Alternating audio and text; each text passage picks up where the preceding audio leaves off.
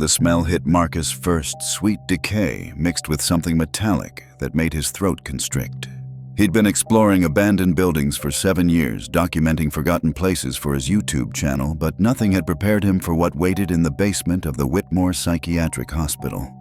His headlamp cut through the darkness, revealing scratch marks gouged deep into concrete walls, each groove filled with a dark substance that definitely wasn't dirt. Rule number 1, he whispered into his camera, his voice barely steady. Never go below ground level after sunset. The irony wasn't lost on him here. He was 3 stories underground at 11:47 p.m., breaking his own cardinal rule. But the hospital's demolition was scheduled for tomorrow morning, and this was his last chance to document what the city wanted buried forever. A soft scraping sound echoed from somewhere deeper in the corridor, like fingernails dragging across stone. Marcus froze his pulse, hammering in his ears. In all his years exploring dead places, he'd learned that abandoned didn't always mean empty. Sometimes things remained behind, waiting in the shadows between what was and what should never be. The camera's red recording light blinked steadily as he forced himself to move forward, each step taking him deeper into a darkness that seemed to swallow his light. Behind him, the exit felt impossibly far away, and ahead something was definitely moving in the abandoned treatment rooms. Welcome back to Urban Decay Explorations. Everyone, I'm filming from the bowels of what used to be one of the most notorious psychiatric facilities in the state. If you're watching this, leave a comment telling me where you're from, but more importantly, if you're planning to explore abandoned places yourself, pay attention to what I'm about to show you. Don't forget to hit that like button and subscribe if you want to see more content like this, assuming I make it out to upload it. Because tonight, I'm about to break all 4 rules that have kept me alive in dead places, and I'm starting to understand why those rules exist. Marcus Chen had stumbled into urban exploration by accident 3 years out of college when his architecture degree led him to a dead-end job photographing buildings scheduled for demolition. What started as mundane documentation work evolved into something much more compelling when he began posting videos of forgotten places, abandoned hospitals, defunct shopping malls, closed psychiatric facilities, and empty schools where children's laughter had been replaced by the whisper of wind through broken windows. His channel, Urban Decay Explorations, had grown to 400,000 subscribers who craved the vicarious thrill of exploring places most people would never dare to enter. Marcus provided them with high-quality footage, steady camera work, and most importantly, he always made it out alive. That last part was crucial, and it was made possible by 4 simple rules he'd developed through trial error and a few close calls that he'd never mentioned in his videos. Rule 1. Never go below ground level after sunset. Basements, tunnels, and sublevels became different places when darkness fell. The acoustics changed, shadows played tricks, and things that hid during the day became active. Rule 2. Always maintain 3 points of contact with the outside world: his phone, his backup GPS device, and his emergency beacon. Technology could fail, but redundancy saved lives. Rule 3. If you hear voices that aren't yours, leave immediately. No exceptions, no, just one more room. Human voices in allegedly empty buildings meant either trespassers who might be dangerous or something worse than trespassers. Rule 4. Trust your instincts. If something felt wrong, it probably was wrong. The primitive part of the brain that had kept humans alive for thousands of years didn't lie about danger. These rules had served him well through dozens of explorations across the Midwest. He documented the skeletal remains of Detroit's automotive empire, wandered through Missouri's abandoned state hospitals, and climbed into Iowa's forgotten grain silos. Each location had its own personality, its own story to tell, and its own particular brand of creepiness. But they were just buildings, concrete and steel and time, nothing more. The Whitmore Psychiatric Hospital in rural Illinois should have been just another location. Built in 1923 and closed in 1987 after a series of patient deaths that had never been fully explained, it squatted on 40 acres of overgrown farmland like a cancer on the landscape. The locals avoided it, spinning the usual stories about strange lights and unexplained sounds, but Marcus had heard similar tales about every abandoned building he'd ever explored. People loved their ghost stories. His research had turned up the standard dark history: overcrowding, experimental treatments, suspicious deaths. The facility had been designed for 200 patients, but housed over 800 at its peak.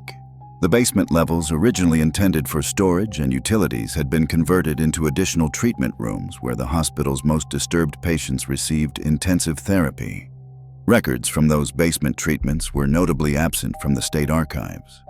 Marcus had planned a daytime shoot, but his regular filming schedule had been disrupted by his day job's demands. The hospital's demolition was set to begin at dawn, which meant this evening was his only opportunity. He'd convinced himself that a few hours after sunset wouldn't matter after all. It was just an empty building. Standing in the parking lot at 9 p.m., adjusting his equipment and checking his batteries, Marcus felt the familiar pre-exploration excitement. His backpack contained everything he needed: extra batteries, backup lights, first aid kit, water, protein bars, and his emergency beacon. His phone showed 4 bars of signal strength, and his GPS was locked onto 6 satellites. By all measures, this should be a routine documentation job. The hospital's facade loomed against the star-filled sky, its broken windows like dead eyes watching his approach. Weeds had pushed through cracks in the concrete steps, and the front doors hung open on rusted hinges.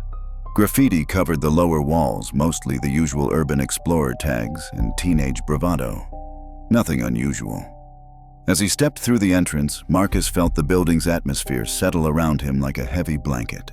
The air inside was stale, but not foul-musty, with decades of abandonment, but free from the overwhelming mold or decay that made some buildings dangerous to enter. His footsteps echoed in the main lobby, where a dust-covered reception desk still held a 1987 calendar frozen on the month of September. Everything seemed perfectly normal. Just another dead building with another sad story. The wrongness didn't begin until he found the basement stairs. The basement access was tucked away behind what had once been the hospital's main pharmacy. Marcus discovered it almost by accident, following a corridor that led past empty offices and treatment rooms. The door was unmarked, painted the same institutional green as everything else, but when he tested the handle, it turned easily. Too easily, as if it had been recently used. His headlamp illuminated concrete stairs descending into darkness. The air flowing up from below carried that strange smell he'd noticed outside, sweeter now and more concentrated. Marcus paused at the threshold, his hand resting on the doorframe. Rule 1 echoed in his mind: never go below ground level after sunset. But his camera was rolling, and the basement represented the unknown.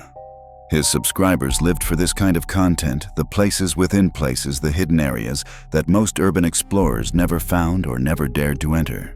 This was what separated his channel from the dozens of others documenting abandoned buildings. Marcus went where others wouldn't. "Okay, everyone," he whispered to his camera. "We found access to the lower levels. I know what you're thinking, this violates Rule 1.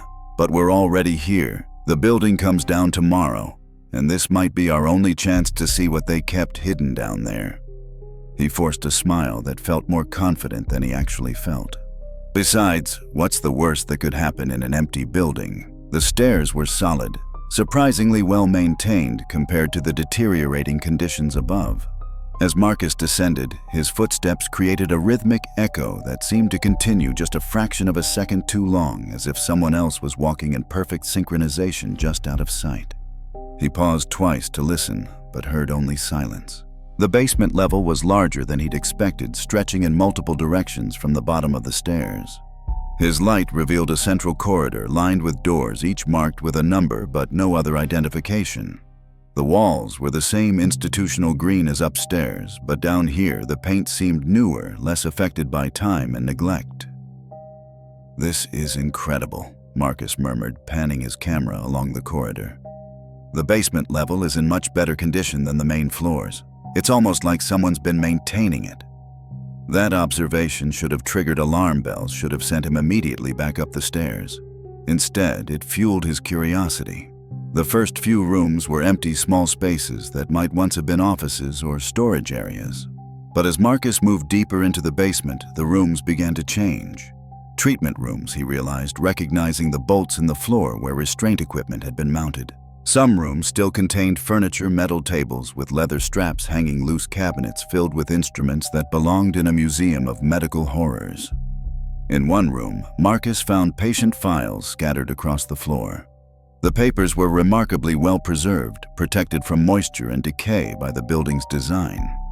He picked up a folder at random and read aloud for his camera. Patient 247, admitted September 15, 1987. Violent episodes increasing in frequency. Recommend transfer to Sublevel 2 for intensive observation. Sublevel 2. Marcus looked around, realizing he'd assumed this was the building's lowest point. Guys, it looks like there's another level below this one. The records mention Sublevel 2, which means we're only on Sublevel 1. The excitement in his voice was genuine now, overriding his caution completely. He found the access to Sublevel 2 at the far end of the corridor, another unmarked door, another set of stairs descending into deeper darkness. The smell was stronger here, sweet and cloying, with an undertone that reminded him of copper pennies. Or blood. As Marcus started down the second set of stairs, his phone buzzed with a low battery warning. He glanced at the screen and frowned. The battery had been at 90% when he entered the building less than an hour ago. Now it showed 23% and dropping rapidly. His backup GPS device was also showing unusual behavior. The signal kept jumping between locations, sometimes placing him miles from his actual position. Rule 2. Always maintain 3 points of contact with the outside world. Marcus felt the first real stirring of unease as he realized his technology was failing. But his emergency beacon was still functional, showing a steady green light, and he was only 20 minutes into the building. Plenty of time to explore Sublevel 2 and get back out. The second basement level was different from the first. The institutional green had been replaced by bare concrete walls, and the corridor was narrower, more tunnel-like. The doors here were made of heavy steel with small windows reinforced with wire mesh. As Marcus approached the first door, his headlamp beam caught something that made him stop breathing. There were scratches on the inside of the window. Deep gouges in the glass arranged in parallel lines. Claw marks or something very much like them. This is definitely not normal, Marcus whispered to his camera, his voice finally betraying his growing concern. He moved to the next door and found the same thing, scratches on the inside of the window as if something had been desperately trying to get out. Every door showed the same signs of frantic scratching. Some of the marks had broken completely through the glass, leaving sharp fragments scattered on the corridor floor.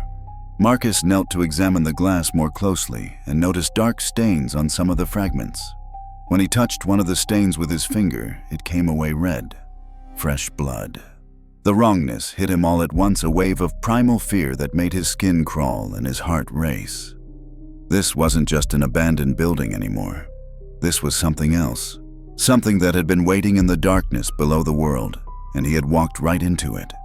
As Marcus straightened up, preparing to leave immediately, he heard the sound that would haunt his dreams for months afterward, breathing. Slow, deliberate, coming from behind one of the scratched doors. Then another door. Then another. In Sublevel 2 of the abandoned Whitmore Psychiatric Hospital, Marcus Chen realized that some places aren't empty just because they've been abandoned. Sometimes they're empty because nothing sane would willingly stay. And sometimes they're not empty at all. Marcus stood frozen in the corridor, his camera trembling in his grip as the breathing sounds multiplied. Not synchronized breathing, each source had its own rhythm, some fast and panicked, others slow and deliberate.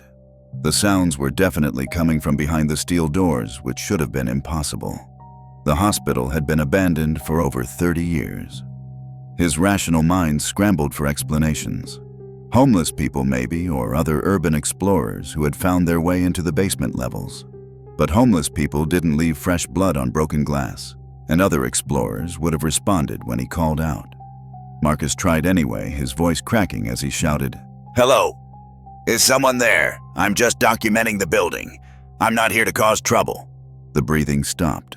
Complete, absolute silence fell over Sublevel 2, more oppressive than the sounds had been. Marcus could hear his own heartbeat thundering in his ears, the whisper of his camera's cooling fan, the distant settling of the building above. But from behind the doors, nothing. He backed toward the stairs, keeping his light and camera focused on the doors. His emergency beacon was still green, but his phone was now at 8% battery and showing no signal at all. The backup GPS device had completely failed its screen, displaying only random characters. "Okay, everyone," Marcus whispered to his camera. "I think it's time to call this exploration complete. We've got some great footage of the basement levels, and I want to get back upstairs while we still have decent light." His voice was steady, professional, but his hands were shaking badly enough that the camera feed would be noticeably unstable.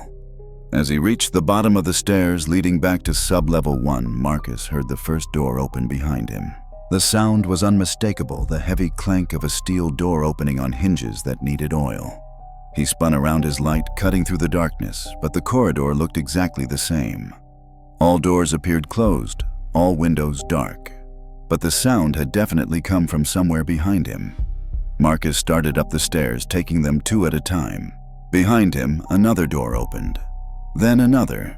The sounds echoed through the concrete space, overlapping and multiplying until it seemed like every door in sub-level 2 was opening simultaneously. Still, when he looked back, he saw nothing but closed doors and empty darkness. He reached sub-level 1 and ran toward the stairs leading to the main floor, no longer caring about maintaining professional composure for his camera. The basement level that had seemed so normal during his descent now felt malevolent, as if the walls themselves were watching him flee. His footsteps echoed strangely, accompanied by what sounded like other footsteps, sometimes ahead of him, sometimes behind, sometimes all around. At the base of the stairs leading to the main floor, Marcus paused to catch his breath and check his equipment. His phone was dead. The backup GPS was dead. Only his emergency beacon remained functional, its green light now seeming pitifully small against the darkness pressing in around him. That's when he noticed the smell had followed him up from sub-level 2. The sweet, cloying odor with its metallic undertone was stronger now, almost visible in the beam of his headlamp. And underneath it, something else. The musty animal scent of things that lived in darkness. Marcus climbed the stairs quickly but carefully, forcing himself to maintain control. Panic led to mistakes, and mistakes in abandoned buildings could be fatal. His light revealed the main floor corridor exactly as he'd left it, but something felt different. The air was cooler, and there was a subtle sense of movement in the shadows beyond his light's reach.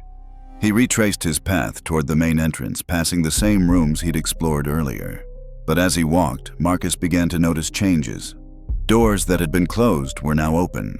Furniture that had been positioned one way was now arranged differently. In the old pharmacy, the cabinet doors he remembered being shut were now hanging wide, revealing empty shelves that seemed to stretch back farther than the room's dimensions should have allowed. "This is impossible," Marcus muttered to his camera. "Buildings don't change their layout.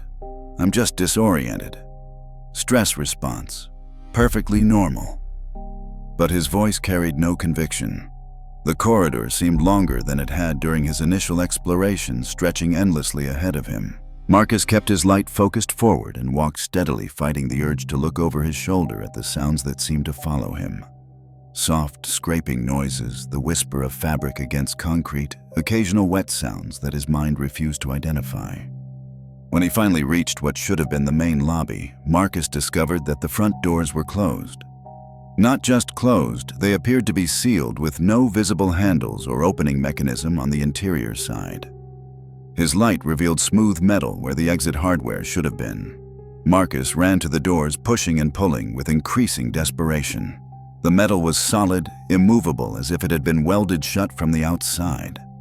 He examined the frame carefully, looking for any weakness or alternative exit, but found nothing. The windows were too high and too narrow to climb through, and their glass was reinforced with wire mesh. His emergency beacon was still green, still transmitting his location to the monitoring service. But emergency response time to this remote location would be at least an hour, and that assumed someone was actually monitoring the beacon frequency. Marcus had never tested the system outside of training scenarios. As he stood in the lobby trying to formulate a plan, the lights came on. Not electric lights, those had been disconnected decades ago, but a soft, phosphorescent glow began emanating from the walls themselves, starting near the basement access and spreading throughout the building like an infection. The glow was organic-looking, pulsing gently like a slow heartbeat, and it revealed details that his headlamp had missed. The walls were covered with writing. Not graffiti from urban explorers or homeless squatters, but something else entirely. Scripts that hurt to look at directly. Symbols that seemed to shift and change when viewed peripherally. Text that appeared to be carved directly into the concrete and filled with the same substance that had stained the broken glass in sublevel 2. Marcus played his camera across the writings, trying to document them for later analysis, but the camera's LCD screen showed only static when focused on the wall markings. The organic light that illuminated them clearly didn't register on electronic sensors. From somewhere deep in the building came a new sound: footsteps. Not the echoing, ambiguous noises he'd been hearing, but clear, deliberate footsteps moving through the corridors. Multiple sets of footsteps, all heading in his direction. Marcus checked his watch, 11:47 p.m. He'd been in the building for less than 3 hours, but it felt like days. Time itself seemed unstable here, stretching and contracting unpredictably. His camera showed that he'd been recording for over 6 hours, which should have been impossible. The footsteps were getting closer, and Marcus could now make out individual rhythms. Some walked normally, others dragged or shuffled, and a few moved in ways that didn't sound quite human. Too many impacts per step, or impacts that came at intervals no human gait could produce. Rule 3 echoed in his mind. If you hear voices that aren't yours, leave immediately. But he wasn't hearing voices, just footsteps, and even if he wanted to leave, the exits were sealed. Marcus realized with growing horror that he was trapped in a building that was no longer behaving according to the laws of physics or architecture. The footsteps reached the corridor leading to the lobby, and Marcus caught his first glimpse of the things that had been living in sublevel 2. They had once been human. That much was clear from their basic shape and size. But decades in the darkness below had changed them in ways that made his rational mind simply shut down. Their movements were wrong, their proportions subtly off, and their skin had the same phosphorescent quality as the light emanating from the walls. But worst of all, were their eyes completely black, reflective like an animal's, and filled with an intelligence that was unmistakably human. These weren't mindless creatures. They were aware thinking, and they had been waiting for someone to venture into their domain. As the first figure stepped into the lobby, Marcus understood that his exploration of the Whitmore Psychiatric Hospital had just become something far more dangerous than urban exploration. It had become a fight for survival against things that should not exist. And he was beginning to suspect that his 4 rules for surviving abandoned places might not apply when the places weren't actually abandoned. The first creature to enter the lobby moved with an unnatural gait that made Marcus's skin crawl. It had been human once the hospital gown hanging in tatters from its frame suggested it had been a patient. But the thing that shuffled into the phosphorescent light was something else entirely. Its spine curved wrong, creating a hunched posture that put its head at an odd angle. When it turned those black, reflective eyes toward him, Marcus saw recognition there. Intelligence.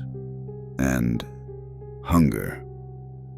"Stay back," Marcus whispered, though his voice carried no authority. The creature tilted its head, studying him with unsettling intensity. Behind it, more figures emerged from the corridors, 7, 8, maybe more. Each one showed similar signs of transformation, as if decades in sublevel 2 had changed them into something adapted for life in permanent darkness. Marcus raised his camera instinctively, and the creatures reacted to the movement with predatory alertness. Their black eyes fixed on the device, and several made soft sounds, not quite growls, not quite whispers, but something disturbingly between the two. They recognized the camera as technology, as something from the world above, and they clearly didn't approve of its presence. The largest of the creatures, something that might have been a man once before, whatever had happened in the basement treatment room, stepped forward. When it opened its mouth, Marcus could see that its teeth had changed too, becoming sharper and more numerous than human teeth should be. When it spoke, its voice was like grinding concrete with undertones of electronic interference. "Visitor." It said the words stretched and distorted, but unmistakably human language. "You came down. You saw. You recorded." Each word was accompanied by that static-like noise, as if the creature's vocal cords had been modified in ways that made normal speech difficult. "I'm just documenting the building." Marcus managed his professional instincts, somehow still functioning despite his terror. "I'm not here to disturb anything. I'll delete the footage if you want. I'll leave and never come back." The creature that had spoken made a sound that might have been laughter. "Leave," it rasped. "No leaving, no recording the treatments, no sharing the secrets." It gestured toward the other creatures with a hand that had too many joints. "We protect the work, always protecting." Marcus's camera was still rolling, capturing everything, though he doubted the footage would survive whatever was about to happen to him. The creatures began to spread out, moving with coordinated precision that spoke of decades of hunting together in these corridors. They were hurting him, cutting off potential escape routes he hadn't even identified yet. "What work?" Marcus asked, his voice stronger now that he had something to focus on besides his fear. "What happened down there in sub-level 2? The largest creature's black eyes reflected his headlamp beam as it considered the question. "Treatments," it finally said. "Special treatments, making us better, stronger, adapted for the deep places." It took another step closer, and Marcus could smell its breath like copper pennies and decay, with an underlying chemical odor that reminded him of hospital disinfectant. "You were patients," Marcus realized. "You've been down there since 1987, since the hospital closed." "Since the treatments began," the creature corrected. "Since Dr. Whitmore's work went underground. Official closure was fiction. Work continued. Always continued." Its smile revealed far too many teeth, each one sharp as a needle. "You want to see. You want to document. We show you, make you part of the work." The other creatures began moving closer, their movements becoming more aggressive. Marcus could see now that some of them carried implement surgical instruments that had been modified into weapons, their metal surfaces stained with decades of use. They weren't just defending their territory. They were hunters who had been perfecting their techniques for over 30 years. Marcus backed against the sealed front doors, his emergency beacon pressed against the metal in a futile hope that someone might trace the signal to this exact spot. The creatures were close enough now that he could see the details of their transformation skin that had become translucent in places, revealing internal structures that pulsed with that same phosphorescent light. Some had growths that might have been additional organs, while others showed evidence of surgical modification that had gone far beyond any legitimate medical procedure. "The experimental treatments," Marcus whispered, understanding flooding through him. Dr. Whitmore was conducting illegal experiments. The basement levels weren't just for storage, they were for patients nobody would miss. Patients the state wouldn't look for. The largest creature nodded slowly. "Smart visitor. Good documentation skills. You understand the work. Now you join the work." It raised its modified surgical implement, and Marcus could see that the blade had been honed to razor sharpness over decades of use. Marcus made his decision. Instead of running or fighting, he did something the creatures clearly didn't expect. He started talking to his camera. "Everyone watching this," he said, his voice steady and professional, despite the proximity of his death. "I want you to know that the Whitmore Psychiatric Hospital was never actually closed." Dr. Whitmore continued his experimental treatments in the basement levels, using patients as test subjects for procedures that were never meant to heal. "These people you're seeing have been trapped here for over 30 years, changed by treatments that turned them into something else." The creatures had stopped advancing, confused by his behavior. They'd expected fear-pleading attempts to escape. They hadn't expected documentation. "If this footage survives," Marcus continued, backing away from the immediate threat while keeping his camera focused on the creatures, "I want the families of missing patients from 1987 to know what happened to them. I want the medical board to investigate Dr. Whitmore's records, and I want urban explorers to understand that some abandoned places aren't safe because they're not actually abandoned." The largest creature let out a roar of frustration and charged. Marcus dove sideways, using his knowledge of the building's layout to navigate in the phosphorescent light. The creatures pursued him with predatory efficiency, but they had spent decades moving through these specific corridors. Marcus had spent decades learning to navigate unfamiliar buildings quickly and quietly. He led them on a chase through the main floor, using every exploration skill he developed to stay ahead of their reaching claws and modified surgical instruments. His headlamp cut through areas the phosphorescent glow didn't reach, giving him brief advantages in navigation. But he could hear them behind him, their movements becoming more coordinated as they learned his patterns. Marcus knew he couldn't outrun them indefinitely. The building was sealed, his technology was failing, and the creatures knew every hiding place better than he ever could. But he had one advantage they didn't expect. He understood that the building's current state wasn't natural, which meant there had to be a source for the changes. Something was powering the phosphorescent light, sealing the exits and maintaining whatever force kept these creatures alive and transformed. In the old administrative wing, Marcus found what he was looking for, a service corridor he'd missed during his initial exploration, marked with signs indicating electrical and plumbing access. If Dr. Whitmore's work had continued after the official closure, it would need power, water, and waste disposal. Somewhere in the building's infrastructure was the heart of whatever system maintained this nightmare. The creatures were close behind him as Marcus entered the service corridor, their calls to each other echoing through the building with increasing urgency. They knew he was looking for something, and they were beginning to understand that his documentation skills might pose a genuine threat to their carefully maintained isolation. As Marcus descended into the building's mechanical systems, following power lines and ventilation ducts toward whatever central source maintained the hospital's impossible functions, he realized that his survival would depend on more than just escaping the creatures. He would have to destroy the work they'd been protecting for 30 years and find a way to document the truth before the building and its secrets were buried forever. The real climax wasn't just surviving the creatures. It was exposing the horror that had been hidden in the abandoned places where no one would ever think to look. Marcus found the source in a sub-basement that didn't appear on any building plans, a heavily modified laboratory that hummed with equipment that should have been impossible to power in an abandoned building. Banks of computers lined the walls, their screens displaying decades of patient data treatment protocols and monitoring information. In the center of the room, a massive generator powered by what appeared to be a geothermal tap provided electricity, not just for the equipment, but for the building's sealed security system, and the phosphorescent lighting that had been bioengineered into the walls themselves. Dr. Whitmore's work hadn't just continued after the hospital's closure. It had evolved. The laboratory contained evidence of decades of refinement, experimentation, and technological advancement. The patients hadn't just been transformed by crude surgical procedures. They'd been systematically altered using techniques that blended medicine, genetics, and technologies that shouldn't have existed in 1987. But most importantly, the laboratory contained the building's central control system. Marcus worked frantically as the creature's calls echoed closer through the service corridors.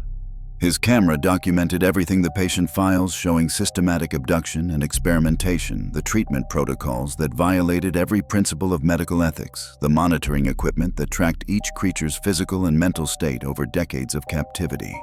The evidence was overwhelming and undeniable. The control system was surprisingly straightforward once Marcus understood its purpose. Dr. Whitmore had designed it to maintain perfect isolation, sealed exits, communication, jamming, environmental control, and automated systems that could operate indefinitely without outside intervention. But like any system, it had manual overrides. Marcus began shutting down components systematically, starting with the security seals and working his way through the environmental controls. The phosphorescent lighting flickered and dimmed as he disconnected its bioengineering support systems. The generator's hum changed pitch as he redirected power away from non-essential systems.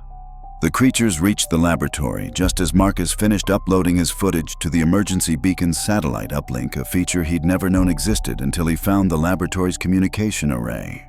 The beacon wasn't just a location transmitter.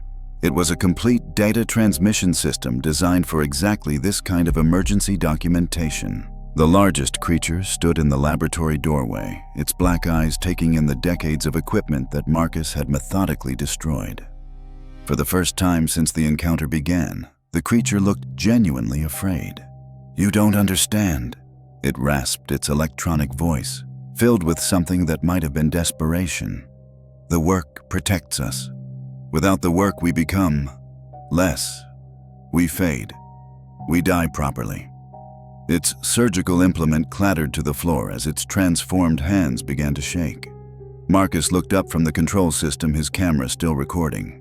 "You've been prisoners here for 30 years, he said quietly. "You deserve better than this. You deserve rest." The creature's laugh was bitter and distorted. "Rest, we tried to rest. We tried to die. The work won't let us. The treatments made us persistent. We survive because we can't stop surviving." It gestured toward the other creatures who had begun to show signs of distress as the laboratory system shut down around them. "We protect the work because without the work we suffer. With the work we suffer, there is only suffering." Understanding dawned on Marcus as the last of the environmental controls went offline. The creatures weren't protecting Dr. Whitmore's work because they believed in it. They were trapped by it, kept alive, and transformed by systems they couldn't shut down themselves. Their aggression toward intruders wasn't predatory. It was protective, born from desperate fear that exposure would lead to something worse than their current existence. "The emergency services will be here soon," Marcus told them, his voice gentle now, despite everything they'd put him through. "Real doctors. People who can help reverse what was done to you, or at least make you comfortable. You don't have to protect this anymore." As the building's systems failed and the phosphorescent light faded to nothing, the creatures began to change again. Not transformation this time, but a kind of relaxation, as if they were finally able to stop fighting against their own bodies. Some collapsed immediately, their enhanced physiology finally allowed to fail. Others seemed to become more human as the bioengineering support that had sustained their modification shut down. The sealed exits clicked open as the security system lost power. Fresh air began flowing through the building as the environmental controls stopped filtering and recycling the same stale atmosphere. For the first time in 30 years, the Whitmore Psychiatric Hospital was truly abandoned. Marcus helped the surviving creatures toward the main floor, supporting those who could no longer walk as their bodies readjusted to functioning without technological assistance. His camera documented everything: their gradual return to more human appearances, their relief at seeing natural light from the windows, their amazement at breathing unfiltered air. Emergency vehicles arrived as dawn broke over the Illinois countryside, their lights visible through the hospital's windows for the first time since 1987. Marcus met the paramedics at the front entrance, his emergency beacon still transmitting, and his footage already uploaded to multiple servers through the laboratory's communication array. The creatures who had survived the shutdown of Dr. Whitmore's systems were taken to legitimate hospitals for evaluation and care. Most of them recovered enough humanity to communicate with investigators, providing testimony that would lead to the largest medical ethics investigation in state history. But as Marcus watched the ambulances drive away, he couldn't shake the feeling that Dr. Whitmore's work hadn't been unique. The technology in that laboratory was too advanced for one isolated researcher, too well funded for an unofficial project, and too systematically designed for anything but large-scale implementation. Somewhere in other abandoned buildings that weren't actually abandoned, other work was probably continuing. 3 months after the Whitmore incident, Marcus's channel had exploded to over 2 million subscribers. The footage from that night had become the most watched urban exploration video in YouTube history, and news outlets worldwide had picked up the story. Dr. Whitmore himself had been found living under an assumed name in Vermont, where he'd been arrested and charged with decades of kidnapping, unlawful imprisonment, and medical experimentation on human subjects. Marcus had become the face of responsible urban exploration, advocating for thorough research, safety protocols, and immediate reporting of any signs of ongoing activity in supposedly abandoned locations. He testified before congressional committees, consulted with law enforcement agencies, and helped establish new guidelines for investigating abandoned medical facilities. His 4 rules for survival had been expanded and adopted by urban exploration communities worldwide. The 5th rule, if the building systems are too functional, it's not abandoned, had already prevented 3 other explorers from entering facilities with suspicious electrical or security activity. But success hadn't made Marcus feel safer. If anything, the opposite was true. The email arrived on a Tuesday morning in December, sent from an account that had been created minutes before transmission and deleted minutes after. The message was brief. "Mr. Chen, your documentation of the Whitmore project was impressively thorough. We've been following your work with great interest. We believe you would find our other facilities equally compelling from a documentation standpoint. The Riverside Children's Hospital in Ohio is scheduled for demolition next week. It has been abandoned since 1989 following a tragic fire that claimed several young lives. The basement levels contain records that might interest a researcher of your caliber. We do hope you'll consider exploring this location before it's lost to history. The message was unsigned, but included detailed blueprints of the Riverside facility access codes for the building's entrances and a complete patient roster from 1989. The level of detail suggested official involvement, but the abandoned hospital's demolition was a matter of public record. Anyone could have obtained that information with sufficient research. Marcus stared at the email for a long time, his finger hovering over the delete button. Every instinct told him this was a trap, that whoever had sent the message was connected to Dr. Whitmore's work. But the blueprints showed extensive basement levels that hadn't appeared in his research of the facility, and the patient roster included several children who had been reported missing from foster care rather than dying in the supposed fire. His subscribers would expect him to investigate. The families of those missing children deserved to know the truth. And if other facilities were operating under cover of abandonment, someone needed to expose them before more people disappeared into the darkness below forgotten buildings. But as Marcus began researching the Riverside Children's Hospital, he discovered something that made his blood run cold. The facility had been designed by the same architectural firm that built Whitmore Psychiatric Hospital. The basement levels used identical layouts. And according to public records, both facilities had been purchased by the same shell corporation after their official closures. Dr. Whitmore hadn't been working alone. He'd been part of a network. That night, Marcus sat in his apartment reviewing footage from Whitmore, looking for details he might have missed. In one segment, filmed in the laboratory before the creatures arrived, his camera had captured something he hadn't noticed during the chaos, a communications console displaying active connections to dozens of other facilities across the country. Each facility showed the same status: active, monitoring enabled, subjects stable. Marcus counted the connections: 47 facilities, all showing active status, all supposedly abandoned.